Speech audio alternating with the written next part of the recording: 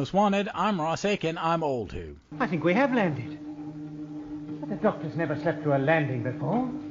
And I'm Victoria Wheeler, I'm New Who. Oh, good gracious me. Tell me I went off to sleep. And we are back at the beginning, first Doctor time, yay. I'm always happy to be back here. And we're going to meet, it's the first new companion story. So we're going to be talking about the rescue. Let's jump to the synopsis and we'll be right back. The Rescue, Serial L. Written by David Whitaker. Director, Christopher Barry. Script editor, Dennis Spooner. Producer, Verity Lambert. Originally aired January 2nd, 1965 and January 9th, 1965. The Doctor lands on the planet Dido in the year 2493. He finds a crashed spaceship from Earth with two survivors, a paralyzed man named Bennett and a young girl, Vicki. Bennett tells the Doctor that the rest of the crew have been murdered by the locals, and Vicki says a native named Coquillian is protecting them from further wrath of the enraged Didodians. The Doctor is suspicious of this explanation and challenges Coquillian to find that he is Bennett in disguise. Bennett confesses that he murdered all the spaceship crew and the friendly Didodians to conceal a murder he had previously committed on the spaceship. He had planned to take Vicki, she is unaware of his crimes, back to Earth to testify to his innocence. However, terrified by two Didodian survivors, Bennett plunges over a cliff to his death. The Doctor offers Vicki a chance to join the crew, and she accepts. Another amazing synopsis from Doctor Who, The Program Guide, The Complete History of Every Doctor Who Story by Jean-Marc Laufesseur. All right. Vic, I know you're a big First Doctor fan, like you like this era. What's your take on this one? This has never been one of my favorites. And I understand that it is a favorite of an awful lot of people. An awful lot of people like it so much that I actually think that Jeff may have been part of the renaissance of this story because he is evangelistic about it, right? Yeah. Like he talks about it and spreads the good word of how great this is. And so I watched it with a different set of eyes than I have in the past. It's a new Doctor, is what it is. Yeah. He's changed. There is a depth of feeling to him, and there's setups that show that things have changed, right? Like it doesn't open in the TARDIS, right? Yes, it opens with the new companion. With the new companion, right? And it shows him being different, right? And Barbara and Ian comment on it, that boy, Susan's departure seems to have really affected him. Now, or maybe he's getting old, or maybe but it's really interesting to see this is a new Doctor, and this is a caring Doctor, right? I talk a lot about, my favorite Old Who Doctor is 7, and he has a relationship with Ace that is really intimate. And there's a tactile. It's a tactile relationship. We talk about this, and I think. Yeah, and he does that with Barbara. In the First Doctor does that with Barbara in this one. Yeah. He reaches up and touches her face in such a loving caress that, again, not creepy, and it's a paternal affection. Yes, and it's really lovely. So I was able to see, because it's not one of my favorites, I was able to see what it was that people are on about. Yeah, it's one of those. I've always liked it for one. I see the change you're seeing in the First Doctor, and I love the chemistry between Maureen O'Brien and William Hartnell. And not just for the characters, just they have a repartee. She is feeding him what he needs to succeed in the scenes. Because that thing you're talking about in later ones, you're going to see them, they get very cheek to cheek, nose to nose, and whisper, like in the next story, the Romans, because they're on an adventure together while Ian and Barbara are on their adventures, and they're very conniving, we're going to trick Nero and stuff like that. But it starts here. What I like about this one, I mean, the story of Coquelin and Bennett is it's the framing sequence, because I really think you see Ian and the First Doctor in the cave. It's some great acting between the two of them. Maureen O'Brien and Jacqueline Hill are great in their scenes together, and the Doctor immediately goes, "This child's an orphan, has lived through everything. Let's take her with us." I've always found it warm and wonderful, and I like the kind of trick ending at the end. It's, that are they ghosts? Are they not? The thing is always inferred to the ending. What are they? Were there still some around? So, and then it's a nice costume. I do like that costume, and I just like it. I think everything works in it, and it's again, we're seeing Lambert. Or this isn't Lambert at this point. No, this isn't. It's still Jessica Verity. That she knew what she's doing, and I could see whoever the script editor at this point would be Dana Spooner or somebody. Spooner, yeah. Yeah, Spooner. It's his first one, because it's Whitaker who wrote it, and it's, oh my God, it's a David Whitaker script.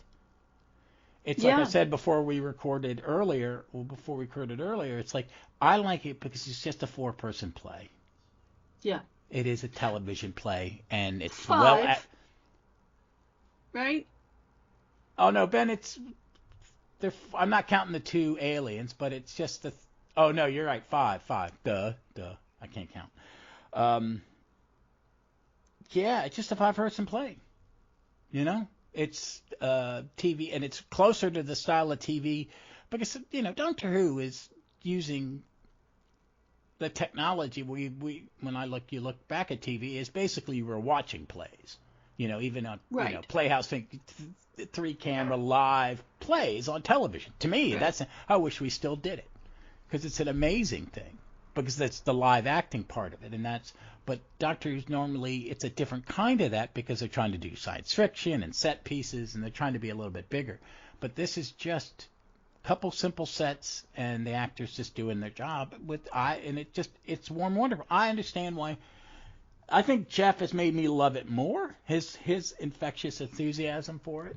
But I've always enjoyed this one. I do like the 2-parters.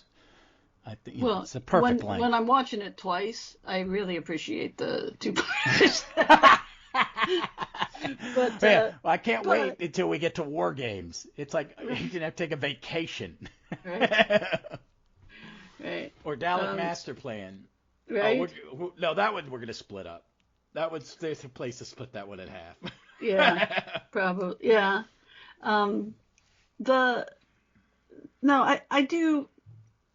had to open my eyes and watch this with a new set.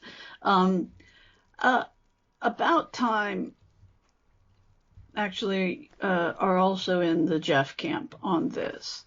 They see it as almost revolutionary. They see it as very modern and almost like Modern Who, where it's like a sort of a setup to introducing a new character, and the setup of saying goodbye to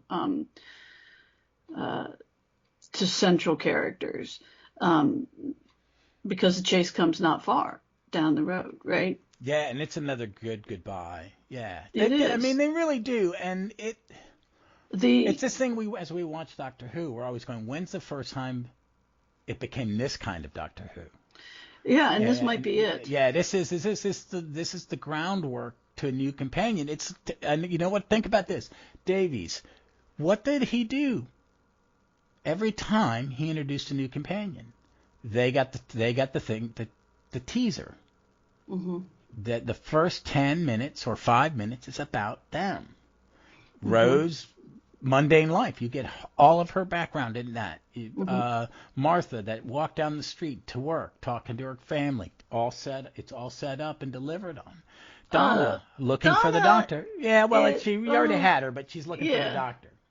He doesn't appear for a while, yeah, right? And yeah. so Well, it's this is very much like that. It's I mean, I think the smartest thing that About Time says, they have this whole thing about how it's Psycho in space. That That's a bit much. well, it's the Bennett Coquillion swap. I just think I think that it's the most basic plot they could come up with, because the plot of the story isn't as important as the characters getting to know each other. No, agree, but I don't think it's a basic plot. It's not. It's a B-movie plot. Not entirely. I think it's because it's not even something that you would expect. It's pretty well done because you're not assuming it the first time you watch it. Oh no! If I did, I saw this after I'd read a Target book and like a Right, synopsis, exactly, so it exactly. was kind of ruined for me. But if It's I a haven't seen surprise. it is. It's a Oh, surprise. it's a well-crafted. Who's the director on this one? Christopher Barry. Oh, duh! No wonder. Right. Yeah. So, but I think the smartest thing About Time says is that this is the first change in a show that is about change. Exactly. Right? Yeah, there's Susan's departure is a departure something. and a new companion are Two totally different things. monsters. And I think it's why it's good to lose one and then have the new one introduced in the next episode. Not have a crossover sometimes isn't. It's like, Melanie when she leaves. Does Bonnie Langford get it's an okay goodbye. Yeah, it's but not great. it's tainted because she doesn't get the last moment. Right. You should with Sarah Jane, it's a freeze frame of her walking down the street. It's about her. Yeah. Katie Manning is you see the doctor in silhouette driving away. It's a wonderful moment. Yeah. And I don't think Bonnie Langford got to speak in that support group. No, she did. She said something. I watched it a couple days ago. Yeah, okay, she did get to speak. She had a line. I was going to say she normally gets the short shrift. Oh, right? This is a sidebar, but I do YouTube, my music YouTube, because I find weird shit. Like I'm big on Australian pop music now. I listen, watch some. But they had Friends of Sondheim concert, and it's 5 or 6 leading ladies joining a song fighting for this part. And it's Judy, the woman who played Miss Marple, who was a song. Right, Julia McKenzie. She would have been Sondheim's choice for anything. Yeah, she's one of his favorites. Mm-hmm. And then someone else famous comes out, and someone else. Then Bonnie Langford comes out because she's done a bunch of Sondheim, and it was really cool to see her. And she's she's young. She's about your age in this clip, and she did a leg kick to where her knee touched her shoulder, and she looked at the other women, and they all just gave her this look like "fuck you." Yeah. It was, and it just went up, down, and she just said, but she's still doing Chicago. Yeah. And she's my age. Right. Yes. Chita Rivera was doing Chicago when she was older than you, so. Oh yeah. There's a certain Broadway baby type that just they keep on going. Yeah. There's a great TikTok account called Broadway Barbara, and it's fantastic. Is it? Yeah, it's fantastic. It's those women but they never really made it, but they're still wearing leotards and doing their workouts. It's great.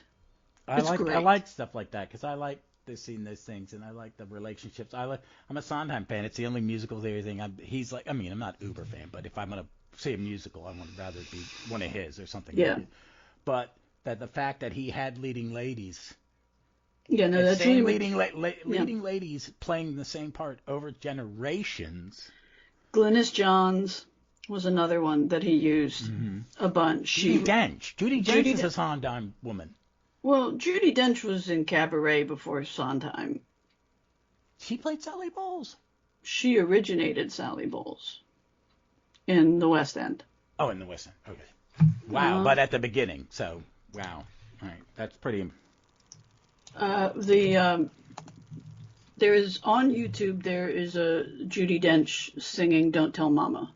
That is. Oh, you need to send. I'll have to look that up. Yeah. I do like. I like her. I find I like the British leading ladies in musicals.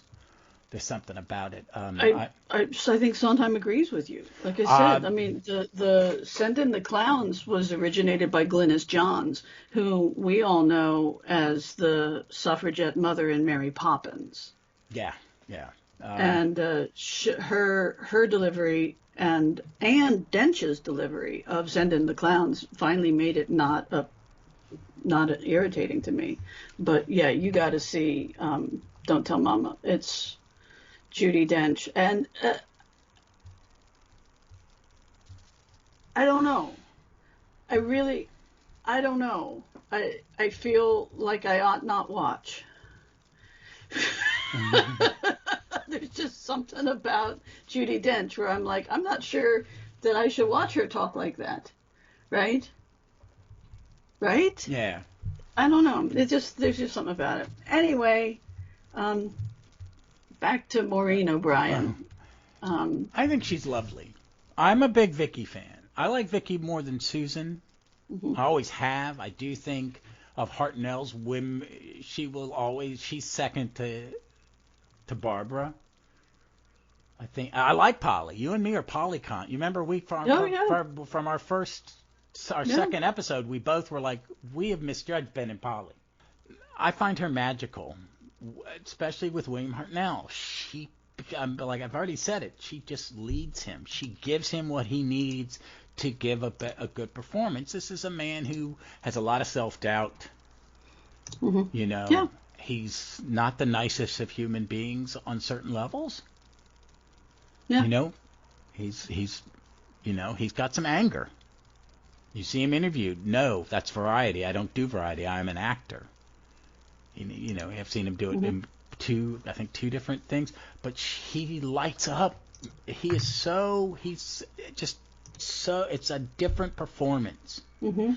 Like you said, and it is just she brings that to it, and she can do comedy because we're going to go into the Romans, and she's great in it. Yeah. And then when she's just her and I think her and Peter Purvis are great together. Because that's at that point they're driving the car a little bit because Hartnell's he's not as well. So they give Stephen and Vicki more to do. Or have one of them in the scene with him all the time. And I think they do that with her specifically. I think they see that those two, there's a connection between William Hartnell and Maureen O'Brien, and it makes both their performances better. Well, now, again, referencing About Time, they say that she was also demanding that things make sense. Yes. In the same way that Hartnell was, and that was irritating to the people on set.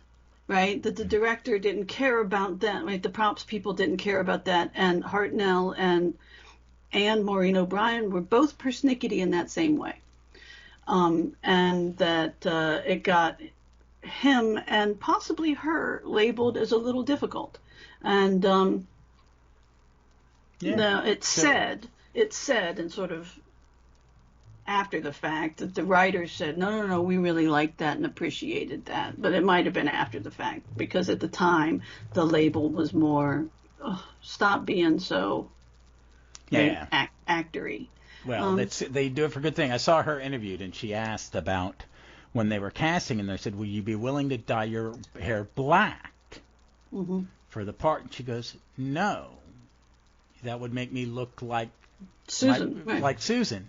If you wanted that, you should have not let her go. If you're Mhm. hiring me, you get me. I'm not coloring my hair. And they were like, oh, okay. That is an actress telling them, I'm going to show you where you're wrong. Mhm. You're making a wrong choice because Mhm. you're making a lazy, incredible lazy choice. Mhm. If you wanted me, if you don't want me as an actor, I'd rather just walk away. Mhm. And she's right to do it. And it's Well, she had it's a a gig no. in Liverpool, right? Like she had a teaching theater gig. She was a Yeah. founder of a teaching theater. So they put on plays, but they also did a lot of teaching of acting. And so she had a gig and she Right. wasn't sure she wanted to leave it. No, she had a boyfriend, I think that she had ultimately married, He lived in London, yeah. who was in London. And that's why she was even considering the part, because otherwise she liked her gig. So that also gives you a lot of confidence in your Oh, negotiation. she's a pro. It comes Yeah. off her. It really Yeah. does. And she's a more modern actor Mhm. compared to the other three Mhm. because she's that perfect age, Right. post-war, early 60s, when the new methods are coming Mhm. out. And I'm a big fan of those early people doing the method, Mhm. and Meisner and Stanislavski and all them in the 60s, because there are a lot. It's an entire generation. And there's a subtlety and an honesty. It's the thing an actor would call, when I'm like going, so you want naturalistic? No, because it's a play, but I want it to be honest. Mhm. That I believe what you're saying is important, and you're not just saying the word. And she's very much like that. Everything is said for her. It seems realistic, even though she's acting, and I can see that she's acting, and it's soft and it's engaging because Vicki, her background is schoolgirl on a spacecraft, crash-based craft. There's no background. There's no history. There's no reason. She's Right. an orphan Right. being taken care of, Right. and that's not a lot of character to start with. It's not. It's the most basic D&D, right? I don't want to have to write a backstory. My character's an orphan. And I think a lot, even though David Whittaker gave her good words to say, a Mhm. lot of what makes Vicki Vicki is Maureen O'Brien. Mhm. It's Absolutely. not David Whittaker. Yeah, it is all the way she acted, and Yeah. and the writers went, okay, I know what I'm working for, Right. who I'm working with. I can just give her dialogue. I don't Right. need. She does it even better in the Romans. And you notice they don't make her scream much Yeah. No. and run away. She is That's brave. that's the laziest of all. That's Well, the that becomes Susan and Mel writing. yeah. The and Perry, Yeah, right? put her in, and she's not sexualized. Nope. She's not treated as a child, even though she's playing the Nope. child's role. No. And it is something, in interviews with Jacqueline Hill, she will say things like, poor Carol Ann, right? That she has to be, she's just given nothing to work with, but then says, Vicki came in and handled herself, right? Like, no, she knew what she was doing, Yeah. right? There's just a difference in the way that everybody talks about her. And she was also ready to go, right? When her time was over. What, Vicki? Yeah. Oh, no, she didn't find out until she went off to vacation, came home to her next script, and she was being written out. Oh, got it. Yeah, it was a change in Okay. leadership, and you can tell it because they screw it all up. It's Yeah. the first group. I forget it was. I think it was Innes Lloyd. It was a bit of a, Yeah. I'm going to Yeah. get rid of this, get rid of Okay. that. I don't like it. Yeah. Fiddling, because you notice that you have a problem after she leaves. Dodo never kind of gels. Oh, yeah. No. Katerina, we'll make her, and you're 4 episodes in, and the poor, he doesn't work. You're Whittaker and Spooner and Nation, save you with some of the scripts. But, Right. yeah, when we get to that, it's really... Peter Purvis is the only steady thing because they kept him around because Hartnell would have just lost it. I'm assuming. Yeah. Because I think Hartnell was not happy with her leaving. Yeah. So Yeah. and it Yeah. is a stupid decision. It is. Until you get to Polly, Mhm. which is a ways. Mhm. I mean, it's six. It's seven, the rest. It's the rest of Hartnell's tenure. Yeah, I mean, Sarah Kingdom, I like in Dalek Master Plan, Sure. Gene Marsh. But that took me, I think it was when I was getting ready to listen to Mark and Ian, All Time in Space, his 2-part Dalek Master Plan, that I listened to the audiobook version of it, and went, oh wow, this is really good. But I had to frickin' focus, man, because you do it, it's but I just think she's matched. She does such a good job. This story is such a good bridge between the two totally different shows. Yeah. This is, the And show is unique. very different after this. It's just the 2-parter, right? Like Edge of Destruction. The 2-parter is just sometimes a real flag where they do something really right. I think it's because they're forced to strip it down. Yeah. It's because I don't need this big set piece. I don't need a bug-eyed monster. I don't need this. I don't need that. I've just got a little story. Because, Edge of Destruction, it's one of these things that I think fans love it, hate it, love it, hate it. You and me love it. I love it, yeah. Yeah, I love it. I love that speech. Right, yeah, it gives them all such good things to do. Yeah. And this one doesn't as much give them things to do, but it's character development. Maybe that's why it feels so modern. Because it's the focus on the character. Yeah, they're giving him time to just be in the scene, so let the actor shape the character in their performance. Well, can we talk about? I mean, yes, Vicky's great, right? And that's the big thing about this story. But the really lovely moments in this is William Hartnell in Bennett's room, poking around, being a bit of an investigator, being Hercule Poirot. and finding things and chuckling to himself, and then finding the trapdoor, and then the next thing you see is that it's an empty room, and everybody's a little confused, and then you see him. And he's in these like catacombs. He's in this really mysterious place. And he, and then there's a confrontation. And it starts with him talking, going, I know you're here. Yeah. He hasn't seen him. It just, there's this wry little smile on Hartnell's face. Yeah. Mr. Bennett? Does he actually say his name, Mr. Bennett? I don't know. But he starts talking to him before Bennett knows that he's been seen. And you don't even see Bennett until after that. Right. It's the wisdom of the Doctor that is front and center. It's Hartnell's Agatha Christie moment. Yeah. It's very Agatha Christie. But it's also, right, the thing is that the Doctor, in so many, the first Doctor in so many stories is sort of chuckling to himself, right? But because he's in on it, he knows something that others don't know, right? And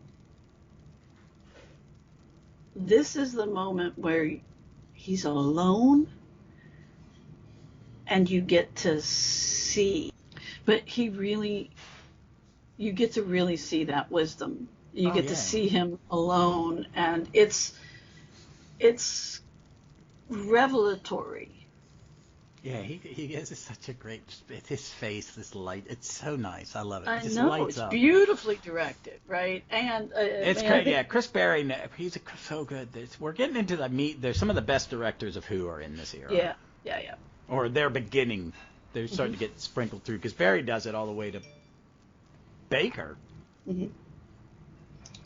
So. I mean, this one's good. It's not my favorite, right? Like, this is, I don't know why. It's because you're a little back-footed on it, right? Like, you come in expecting a Who, and it's different. It's just different. Yeah. And so it's a change of pace, and it's. And what we're going to see next one we do, too, is another change of pace. Is this where they're experimenting? Because the next one's the first full-on comedy. Yeah. The historical comedies. They realize that the historical straight dramas aren't working. Let's mix it up, and you get the Romans. Yeah. So It's fun. it is fun. That's one of my absolute. That's one of my like guilty pleasure ones. I've watched the Romans. Barbara and Ian are great in it. And You get your Ben-Hur, Yeah. and you get your Carry-On films. It's a nice mixture. All right, folks. So next up for us is Web of Fear. Yeah. The introduction of the brig. I'm very excited about that. It's one I love. Are there missing episodes of that one? His first appearance. That's the one. It was found with Enemy of the World, right? Mm-hmm. Enemy of the World was intact, and when the guy found it, so was Web of Fear. But when it got to England, the episode 3, the first appearance of the Brigadier was missing. Hmm. So I have it. It's been released twice on DVD. Once on DVD with a reconstruction, a very quick one, and then last year a new animating company they only animated the missing episode because it was just one. Most of the really good colored ones that have come out, they animate even the episodes that they have. Mm-hmm. So for the color Continuity, one, yeah. and for the color one, because they're going to do the color widescreen. They're making basically two versions: a black square and a full color. Mm-hmm. So that came out, and that was pretty good. The remastering of it, both times. They remastered it when they found it, and then they remastered it again. For Blu-ray? Yeah, for Blu-ray. And it's fucking stunning. Okay. It is. There's no graininess to it. It's Nice. beautiful. It's a beautiful, beautiful job. But the animated one is kind of Minecraft and choppy. They used the animators did the movement and they motion captured them. It's like next time hire some actors. Yeah. Because you move like fat dudes that sit in front of a computer. So, but it's really good story. I think fan wisdom for this one was it was more well thought of before it was seen, and it's kind of gone down a little bit. Where Enemy of the World was way at the bottom and skyrocketed up for good reason, because it is an amazing performance. It's the whole thing. Everybody in that is good. There's no bad. It's that weird science fiction thing, and the end even works. But Web of Fear is good. It's Yetis. It's the set in the underground is gorgeous. It's so beautiful. And then we're talking Sea Devils, right? Yes. Yes. That's a good. I'll sit down in the living room, watch that, and eat, because that is. I love that one. That one in omnibus form is awesome. It's awesome because it works really, really well as a Saturday matinee. Did we do Seeds of Doom? Or was our last one Morbius? No, Seeds of Doom was the last one. Okay, so it's Mask of Mandragora. Yes, Mask of Mandragora. We did Seeds of Doom because we enjoyed that one. I gotta see a picture. Mask of Mandragora, I don't think you've run. Oh, yeah, Seeds. Yeah, got it. Yeah, and then you... Seeds, right, it's the plants. Yeah, got it. And then, I don't think you even remember Mask of Mandragora. This is going to be weird. This is going to be one of those ones because it's only the second time you've watched it. Right. You're going to go, shit, I didn't remember this one. I remember it because there's some, Sarah Jane's in it. It's one I... Yeah, no, I don't dislike this is it. Renaissance Italy. Yeah. It's set in the same place where they filmed The Prisoner. Oh, but I mean, I remember this one because of its historical setting. That's just the quirk of being me. And the next one we only got that one and one more with Sarah Jane. Yeah, and then we are at. Did we do Enlightenment? No, Enlightenment's next. I'm excited. Okay. I'm excited. That one on the DVD has some new special effects, and I like watching it. And I love that one. That's one of my favorite time. That's one of my favorite Davidson ones. Well, then we have a big finish for 6E, and then we have Survival. Yeah. And so we're done watching Seventh Doctor, and it's interesting. I was wearing we logged on earlier and we're chatting, and Ross had to go do something, and I was wearing my Seventh Doctor cosplay outfit this morning because a friend had put a call out. They're doing a sci-fi themed birthday for his wife, and he asked friends who lived out of town to send greetings because they're big cosplayers and LARPers and things. And so he asked friends to do a sci-fi themed video shout out. And so I did it in my Seventh Doctor garb and wished happy birthday. Hope that she had wonderful festivities and unlimited rice pudding. And then I did, I read the speech from the end of Survival. Oh, that's awesome. And put her name in. So, yeah. Oh, that's very cool. Yeah, David fun. Tennant and Catherine Tate are coming to Richmond for GalaxyCon. Oh, yay. Maybe I'll dust off my Brigadier cosplay and get a picture taking them just as the Brig. Yeah, keep the beard. No, love it. Leslie loved it when I had the cop stash. It's my favorite. She's in the background, folks. No, I shaved my beard off one time completely, walked out of the bathroom, and my wife's reaction was, grow it back. Now. Yeah, now. Yeah, keep it.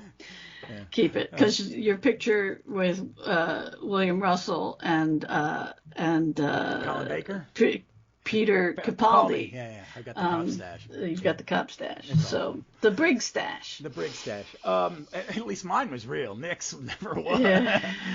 But folks, yeah, it was fun to be back in this. I'm recording. A couple days after this, I'm recording an episode with the amazing Cy Hart, and we're going to discuss Doctor Who Classic Season 4, specifically the Troughton stuff. And so that means I get to throw in some. I watched Power of the Daleks last night, and I think I'm going to watch... my wife is wearing her Sixth Doctor hoodie. Bye. Nice. Yeah, it's his costume moment. But I gotta watch. I watched Power of the Daleks. I'm gonna watch Abominable Snowman, and I may watch Macroterra again because that is my favorite animated one. Okay. I just like I love the 3D modeling they do for the background. It's great. But folks, I don't have anything to plug other than my other podcast. Please check out Stop Let's Team Up. And in February, I'm adding a new show to that feed called Opal City Confidential, a Starman podcast, where I will cover all the Starman comics and all the characters that were the 8 or 9 Starman. I lose count. There's so many. But Starman is my favorite comic book of all time, and I just felt like I'm going to do a podcast about it. So, excellent. Yeah. I am running a D&D campaign starting tonight, and so that's all I've been doing. I'm not even really reading any books. I'm just reading about this campaign and writing it and creating it. And it's always fun. And right now there's a licensing controversy going on with Wizards of the Coast, but right now I don't care because that's the format that I've written my campaign in, and if we have to change it, we will. But for tonight, I'm launching my first built world. So this whole world is of my creation. Oh, cool! And comes from my imagination. And so, funnily enough, it's I'm much more confident running that because I feel like I know it so well. So, yeah. So that's what I'm running starting tonight. And, this could go on for years, but so it's exciting. Oh, but that's it's a lot of awesome! work. I like those long ones. Yeah. I get intrigued when I see people. I've been reading a lot of stuff in Comic World about some of the some comic fans have used the source books from their RPG. Especially the DC version of its version of Dungeons and Dragons, because it's pretty much the same rules and stuff like that. Well, yeah, no, it's TTRPG, right? Tabletop RPGs. Oh, okay. And there are different modules, right? There's different systems, gaming but the systems. source books, and then we talk about which source books have you bought? And I'm like, well, I got the 2 JSA ones. That's nothing wrong with that. Is there a Legion one? I'll buy it. Because they're cool. I find them. I wish maybe years ago if I'd known people who played that would, and there's a Doctor Who one, which I've seen the source books for. And I played that little mini. You did a little quickie one day one. Well, that's when we were together. I had a good time. Yeah. You made me the giant ogre, so I just did stupid stuff because that's what a giant ogre would do. He was a Goliath. He was Goliath. Yeah. I was But told to ogre drop is a monster. somebody, so I did, and I dropped the person in the hole. I went, It's a lot of fun. They're like, why'd you do that? You said to drop them, so I dropped them. I'm a Goliath. I'm not that bright. So it was fun. Well, folks, we will be back next week with the Web of Fear, and until we see you again, we look forward to seeing you somewhere in time or space.